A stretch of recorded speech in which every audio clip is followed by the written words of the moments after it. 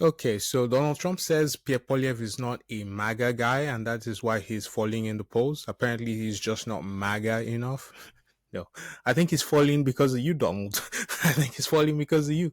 I don't know that Trump does Pierre any favors by saying he is not MAGA. If anything, I think he has just made the conspiracy theorists even more suspicious. Then you have Pierre doing a press conference the day after, and he had to stand there and say, "Yes, Mr. President, I'm not MAGA." Well, on Mr. Trump's comments, it is, the president says that I am not MAGA, and that's true. I'm Canada first. He actually said that, or something like that. He actually sounded tired of it all. I actually wanted you guys to listen to what Trump said about Pierre Poilievre. It was an audio-only podcast, so listen up. But that's not been the attitude of some of these other left of center politicians. Chrystia Freeland up in Canada was doing a debate. She's trying to lead the Liberal Party up there now into this election, and she said that there needs to be a nuclear alliance with other European nations and Japan against the United States because you're predatory. She's terrible. I'll tell you what, I know her very well, and I'm sorry. I know her very well. She's absolutely terrible for the country. She's incompetent in many respects, and can only cause ill will for Canada. In fact, Governor Trudeau understood that. I call him Governor Trudeau understood that, and he actually fired her. Yes. Because of a meeting he had with me. I said she is so bad. She's bad for the country. If she were talented, I know people that are sort of bad people, but they do a good job running a country. Who seems to be? Who's going to get the nomination? Do you think? I don't know. After that debate, they all seemed. She was the nuttiest, but they all seemed pretty nutty to me. She's a whack. The conservatives obviously have taken a hit in the polls since some of the comments that you've made that the Liberals have leaned into. Do you think that they're still going to be able to pull it out up there? Well, I think his biggest problem is he's not a MAGA guy, he's really not. He's not a Trump guy at all. Yeah. He's more of a throwback Republican. He's different. Yeah. Making a big mistake. They all make that mistake. They think they're going to be the tough guy and they're going to knock out Trump. Yeah. And they end up getting the hell beat out of him. So I don't know. I mean, I can't tell you, Pierre.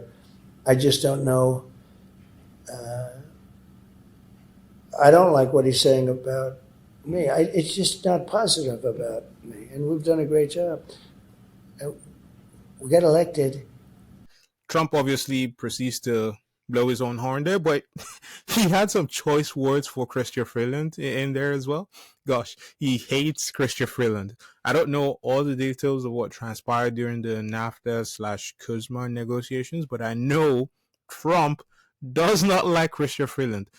For what it's worth, I also thought Chrystia Freeland talking about defending against the US with nuclear weapons was a very wild position to take. She was like, oh, we'll just join up with France and the UK and, maybe they'll defend us with their nuclear weapons if something pops off with the US. And I was like, hold on a minute.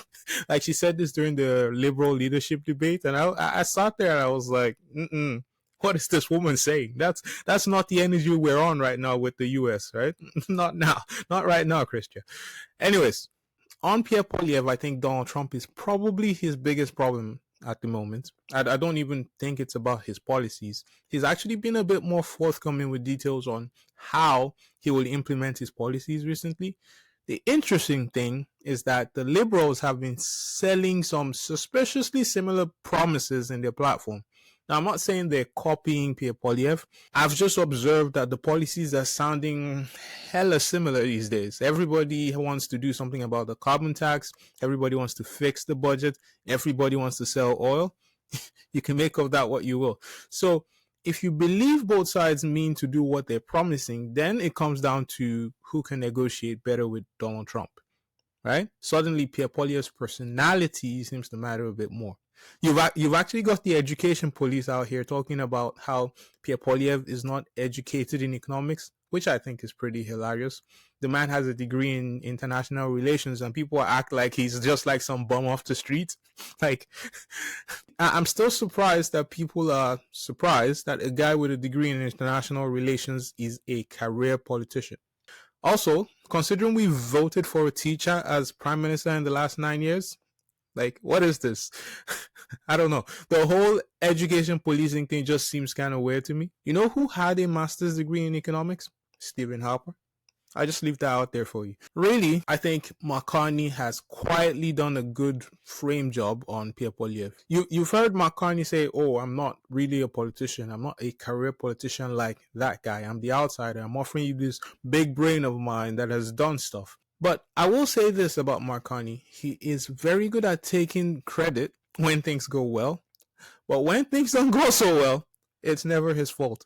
Notice the contrast in how he talks about the 2008 global financial crisis when he was Bank of Canada governor versus how he talks about his time at the Bank of England. There's a big contrast there. In that sense, he is a brilliant politician. Think about it. What have you seen every single politician you know do time and time again?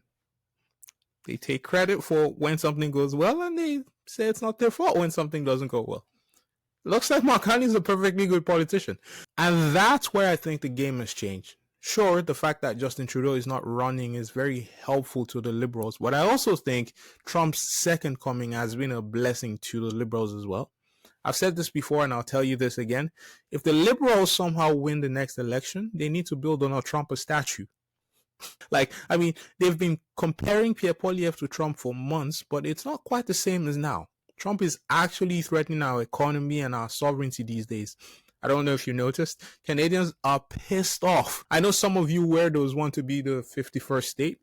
You guys can go. And please take Danielle Smith with you. You guys leave Alberta alone. We love Alberta, okay? Also, people are looking at the way Trump is handling America's affairs and the general lack of decorum. Like, the man treats his allies like absolute shit and talks nice about Russia for some reason. Like, people are going, yeah, we don't want that kind of chaos in this country. But to be fair, there are still many people, even here in Canada, that believe Trump is saving America. I literally had someone say this in my comment section the other day.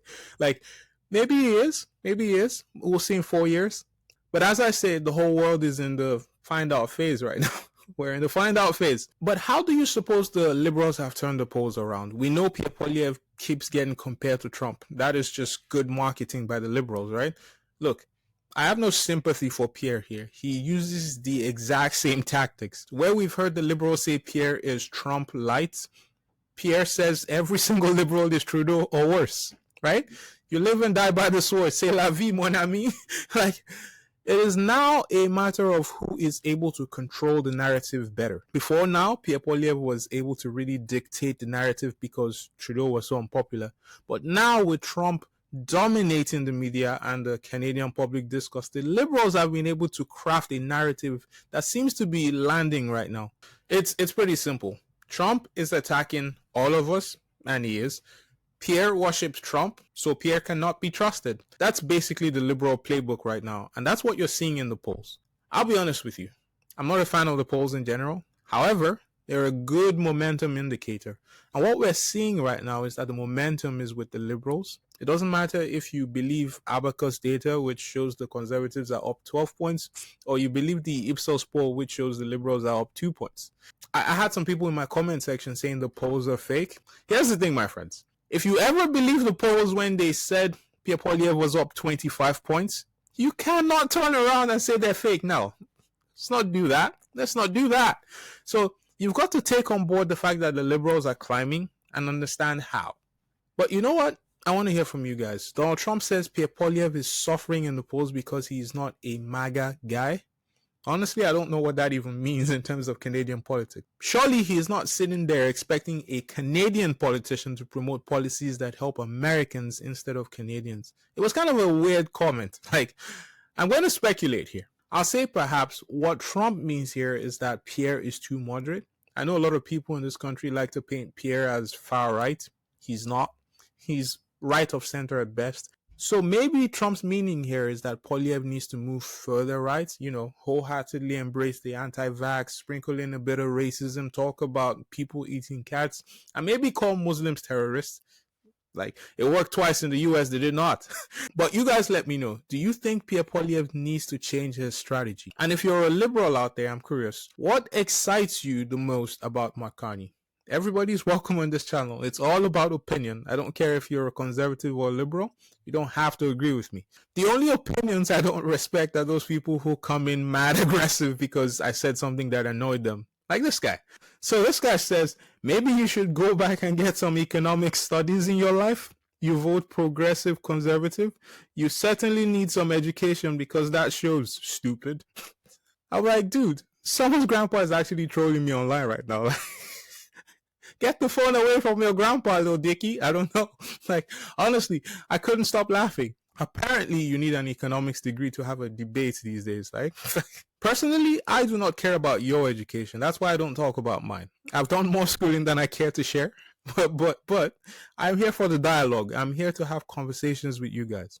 And it does seem like my message is kind of landing well with a lot of you. We're building a great community here on this channel. We've reached 500 subscribers this week, and I've just got to say, I couldn't have done it without you guys. I don't know all of you, but there are some people I've come to know because they comment on every single video. Edward Lacey, thumbs up to you, my guy. Edward is actually a conservative, and we don't always see eye to eye on some of the videos I make, especially when I criticize Pierre Poilievre. There's also Abby. Abby is an OG subscriber on the channel. I'll definitely be learning more of your names as we converse a bit more in the comment section. But if you're new to the channel, please subscribe and join the conversation. Let's grow this community. I'll see you next time. Take care, guys.